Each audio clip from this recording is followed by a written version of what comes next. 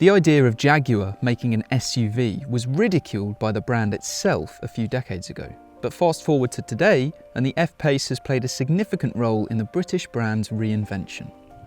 Since its launch in 2016, the F-Pace has been a rival to cars like the Audi Q5, the BMW X3, and also the Volvo XC60. But the truth is that the F-Pace has always been a bit off the pace with the best cars in its class. That could be about to change. That's because Jaguar's given it a big refresh. It gets a new interior, different exterior styling, and a revised engine lineup, including the addition of this new plug-in hybrid model. But are these changes enough to keep up with its rivals? Before we tell you, make sure you're subscribed to our channel so you can see all of our other new car reviews as soon as they go live.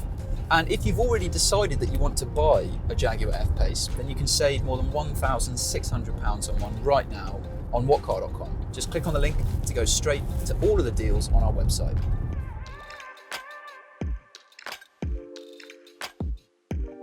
So, what's new? Well, the F-Pace has had a makeover inside and outside, but the exterior upgrades, like these slim LED lights at the front and the rear, the larger grille, the slightly different bonnet, are more subtle compared to the changes inside.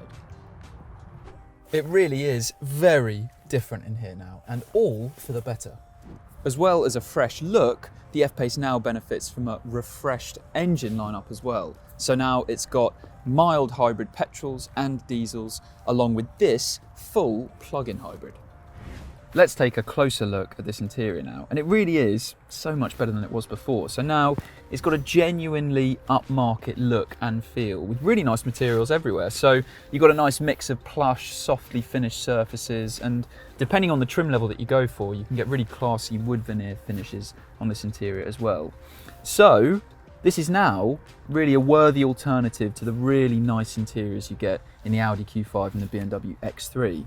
And because of these updates, it means that the F-Pace's new interior is really at the sharp end of what this class has to offer, thanks to its solid build and high quality feel. And that definitely wasn't the case before. Something else new in here is this touchscreen infotainment system. So now every F-Pace gets Jaguar's latest Pivi Pro infotainment system. So that's in this 11.4-inch touchscreen, which has got a really simple layout. It's got a configurable home screen and it's responsive. It's easy to get your head around. So this definitely, as is the theme of this interior, is a big step forwards from what we had before. You also still have physical dials to control the fan speed, the temperature, and the seat heating as well. In terms of the other tech available in this interior, you get analog dials as standard, but you can upgrade to this fully digital driver display.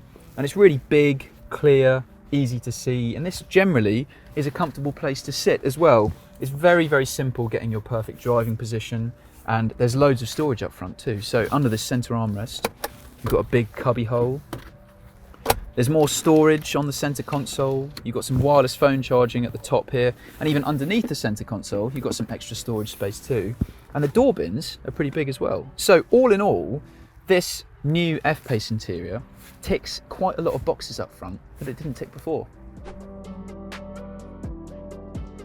The F-Pace isn't the biggest large SUV that you can buy. So if you compare it to big proper 7-seaters like the Kia Sorento, the Land Rover Discovery Sport, then sure, they offer more space in the rear seats. And also they can get 7 seats, whereas the F-Pace is a 5-seater only. But in the back, this is still much more spacious than something like a Porsche Macan. And you can see I'm just under 6 foot, the driver's seat's in my driving position, and really, legroom, there's plenty of it. I can stretch out and relax, doesn't feel stingy in that regard at all. In terms of headroom, with the panoramic sunroof fitted, if I sit up straight, my head is just about brushing the roof lining here, so it does feel a little bit cramped perhaps. And if you're regularly going to be carrying adults in the back, then you should be aware of the impact that adding a panoramic sunroof has on headroom in the back. But otherwise, this does feel like a comfortable and spacious interior for a family of 4, no problems at all. At 650 litres, the F-Pace's boot is comparable with the X3 and the Discovery Sport. So in total, you can fit 8 carry-on size suitcases into the boot, which is decent, if not quite a match for the Q5, which can fit 9, and that is a really practical boot in this class. And for even more context, compared to proper practicality first SUVs like the Kia Sorento and the Peugeot 5008, they can fit 10 carry-on size suitcases into the boot. But those figures that we mentioned for the F-Pace are for the regular petrol and diesel versions of this car. This one here, which is the plug-in hybrid, isn't quite as practical. So you can see you've got this slope up and this bulge under the boot floor here, and that is because a lot of the hybrid stuff that this car needs lives under the boot floor back here. And what that does is rob you of quite a chunk of extra space. So in total, you'll lose about 2 carry-on size suitcases worth of space with the plug-in hybrid compared to the other regular versions of the F-Pace. And that is just something to bear in mind when it comes to deciding which version of the car you'd like. Every F-Pace comes with all-wheel drive and an 8-speed automatic gearbox, but there's quite a broad choice when it comes to the engines. So there's a P400, there's a P250, but perhaps the most interesting choice in the lineup is the car that we're in now, and it's the P400e, which is a plug-in hybrid. So it gets a 2-litre petrol engine and an electric motor. Now, it's quick, but probably more important than that is the fact that this car can travel for up to 33 miles on pure electric power alone. That's okay, but it's not quite up there with the best new plug-in rivals that it's up against. It's further than the 30 miles you get from an X3, but the Lexus NX and Volvo XC60 both offer more than 40 miles. It's worth pointing out though that you won't actually be able to achieve those ranges in real-world driving. Expect them to be around 10 to 20% less than the quoted figure for any plug-in hybrid. So overall, while the P400e has an impressive hybrid setup, it's just a shame the range isn't a bit more competitive with the best rivals out there.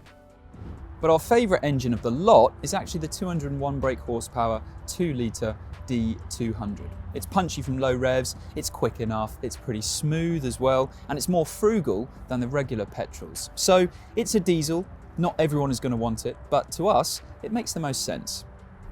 Now, if you're interested in the F-Pace because of the kind of sporty characteristics that you think are on offer, then it might not surprise you to find out that the ride is certainly a bit on the firm side. So on the standard suspension setup, around town particularly, it just feels a bit rigid. And there's quite a lot of suspension noise as well. So when you pass over lumps and bumps in the road, there's a lot of thumps and thwacks that you can hear, and that does become a bit annoying on long journeys. But the ride does improve with speed, although it is still true that an XC60, a Q5, they both offer a smoother ride. Now in the F-Pace you can go for a slightly more sophisticated adaptive suspension setup called adaptive dynamics, but depending on the trim level you might have to pay extra for that. And even with it fitted, an XC60, a Q5, quite a lot of other SUVs still offer a smoother ride than what you get in the F-Pace. The F-Pace is more than capable of tackling tricky terrain as well, and every model comes with Jaguar's drive control system as standard, and that lets you choose between a few different settings like rain, ice and snow. But if you want your SUV to power through bends more like a hot hatch on stilts rather than a proper old school 4x4, then you'll love the F-Pace, because this is a really good thing to drive. The way it flows through bends is properly impressive for what is essentially a pretty big SUV. And in fact, there aren't really many other SUVs at all that are better to drive. The F-Pace is priced there or thereabouts with most of its premium rivals, but it does stand out because of its fantastic resale values, which should mean good PCP finance deals. Every F-Pace is well equipped too. So, should you buy one? Well, if you're looking for a comfy and practical family car, then it's fair to say there are other SUVs that are more spacious and offer a smoother ride. But for pure driver satisfaction, and for this smart, high-grade interior, the F-Pace does stand out from its rivals. If you've decided that the F-Pace is the car for you, then you can get a £1,600 saving on one right now on whatcar.com. Just click on the link at the top of the screen to go straight to that deal. And on our website, you can also see all the other savings we've got on every other new car around. But before you go anywhere else, make sure you're subscribed to our channel so you can see all of our new car reviews as soon as they go live. If you've enjoyed this review or you found it helpful, it'd be great if you gave it a like, and tell us in the comments below, what do you think of the new F-Pace?